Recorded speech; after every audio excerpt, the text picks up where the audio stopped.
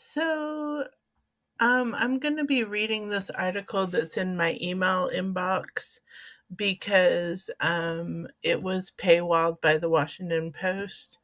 And so, if you would like to read along, feel free. It's about this horrible thing happening where, well, I'll just read the article for you. It says Gaza post war plan envisions voluntary relocation of entire population by Karen D. Young and Kate Brown. And there is a picture of people in Gaza. It says Gaza post war plan envisions voluntary relocation of entire population. A post war plan for Gaza, circulating with the Trump administration model on President Donald Trump's vow to take over the enclave, would turn it into a trusteeship administered by the United States for at least 10 years while it is transformed into a gleaming tourism resort and high-tech manufacturing technology hub. The 38-page prospectus seen by the Washington Post envisions at least a temporary relocation of all of Gaza's more than 2 million population, either through, either through what it calls voluntary departures or to another country or into restricted secured zones inside the enclave during reconstruction. So this is just a plan, and hopefully it doesn't happen. Those who own land would be offered a digital token by the trust in exchange for rights to redevelop their property to be used to finance a new life elsewhere, or eventually redeemed for an apartment in one of 6 to 8 AI powered smart cities to be built in Gaza. Each Palestinian who chooses to leave would be given $5,000 cash payment and subsidies to cover 4 years of rent elsewhere, as well as a year of food.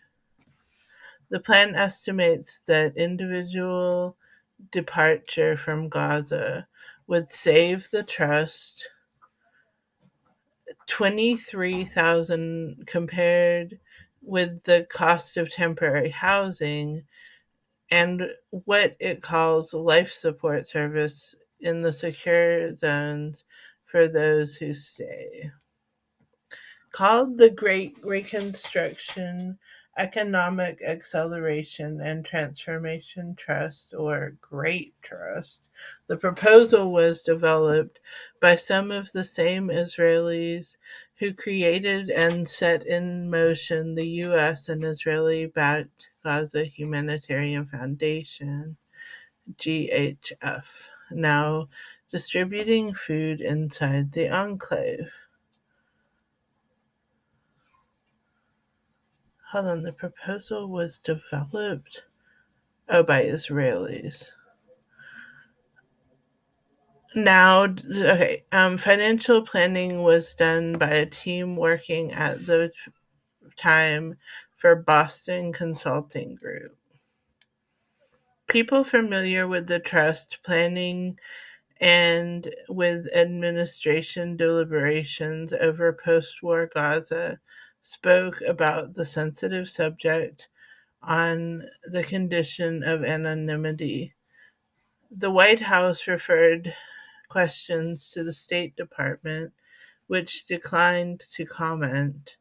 BCG has said that it worked on the trust plan, was not expressly approved, and that the two senior partners who led the financial modeling were subsequently fired. On Wednesday, Trump held a White House meeting to discuss ideas for how to end the war, now approaching the 2 year mark, and what comes next. Participants included Secretary of State Marco Rubio and Special Presidential Envoy Steve Witkoff, former British Prime Minister Tony Blair, whose views on Gaza's future have been solicited by the administration, and Trump's son in law, Jared Kushner, who handled much of the president's first term initiatives on the Middle East, and it has extensive private interests in the region. No readout of the meeting or policy decisions were announced, though Witkoff said the night before the gathering that the administration had very comprehensive plan. It's not clear if the details were comprehensive. Great trust proposal and comprehensive great trust proposal is what Trump had in mind. But a major element of it, according to two people familiar with the planning, were specifically designed to make real the president's vision of a Riviera in the Middle East. Perhaps most appealing, it purports to require no U.S. government funding and offer significant profit to investors. Unlike the controversial and sometimes cash strapped GHF, which uses armed private U.S. security contractors to distribute food in southern Gaza location, the trust plan does not rely on donations, and the prospectus said. Instead, it would be financed by public-private sector investment, in which it calls mega projects, from electric vehicle plants and data centers to beach resorts and high-rise apartments. Calculations included in the plan envision a nearly fourfold return on a $100 billion investment over 10 years because he's so great at not going bankrupt, right? With ongoing self-generating revenue streams. Some element of the proposal were first reported by the Financial Times. I believe Trump is going to have a bold decision when the fighting ends, said one person, when the fighting ends, when they destroy everyone. Said one person familiar with the international administration deliberations. There are multiple different variations of the US government where the US government could go depending on what happens. Completing plans for Gaza. Competing plans for Gaza. Proposals for the day after the war ends in Gaza have proliferated almost since the day it started in October 7th, 2023. And it's not a war, it's a genocide. Have they mentioned that yet? When Hamas militants invaded southern Israel, killing around 1,200 people and taking 250 hostages. As Israel's military response has systematically reduced the enclave of rebel, displacing hundreds and thousands, leaving more than 60,000 Palestinians dead, and nearly 500,000 facing what a global crisis monitor said was catastrophic hunger. Think tanks, academic, international organizations, governments, and individuals have proposed ways to rehabilitate and govern Gaza.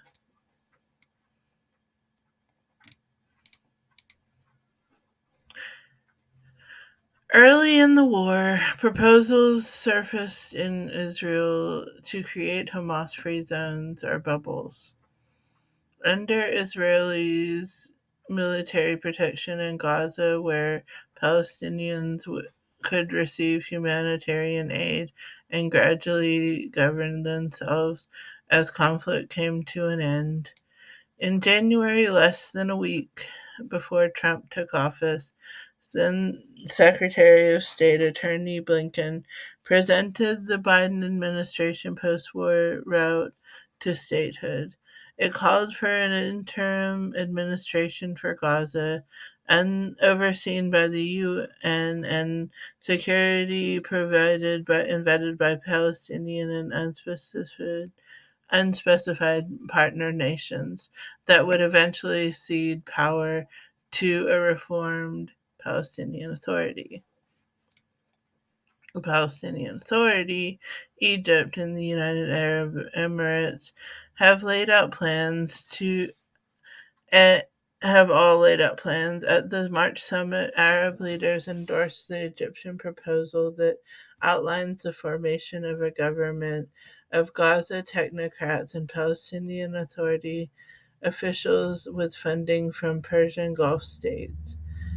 In addition to the possibility of putting Arab peacekeepers on the ground, officials in Cairo said that the members of largely disbanded Gaza police force were being trained in Egypt to provide security after Hamas is disarmed. Um, I always have a limit on how long my videos are supposed to be, and this one is going too long. If anyone wants the rest of this in their email box, I'll email it to you. Just put your email address, just send me your email address. I decided not to read the whole thing. I just wanted to wrap up by saying that what I really think about all of this, which is that a genocide has been occurring in Gaza because of the violence and intentional starvation of the Palestinian people that the US has been funding. And so many people are starving and dying, and it's horrible. And this is just so dystopian and weird. And like this plan for what to do with the land is just so sick and wrong. Um, Anyway, again, I'm sorry that I'm not reading the whole article, because the reason is because I'm reading on like a laptop, and like I'm only able to upload a certain amount at a time on here, and if I go over a certain cut of the time it messes up, and so I'm not a great YouTuber, I'm sorry, but I I really am happy to send this to anybody if you want to read the whole rest of it. Okay, thanks for watching.